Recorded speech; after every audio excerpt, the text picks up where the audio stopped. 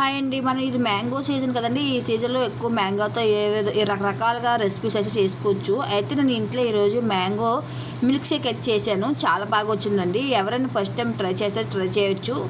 బాగుంది. మా పిల్లలు అయితే ఇష్టంగా తాగుతారని చెప్పవచ్చు. ఇలా నేను ఒక మ్యాంగో అయితే తీసుకున్నానండి. ఫస్ట్ టైం నేను చేస్తున్నాను కాబట్టి ఏమో ఎలాగుంటుందో కొంచెం డౌట్ మీద నేను చేశాను. అది ఫస్ట్ ఒక మ్యాంగో తీసుకున్నాను. మ్యాంగో ఇలా కట్ చేసి ముక్కలుగా గుంజంతా తీసుకున్నాను, తొక్క సపరేట్ చేసి దాన్ని ఒక్కొక్క ప్లేట్లో తీసుకొని మిక్సీ జార్ తీసుకొని దాంట్లో 3 పావు అంటే కొంచెం వదిలేసి దీంట్లో ప్లేట్లో మిగతా అంతా మిక్సీలో వేసి అందులో కొంచెం షుగరు అంటే మనకి ఎంత స్వీట్ కావాలంటే అంత స్వీట్ తగ్గ షుగర్ అయితే వేసుకున్నాను అండి.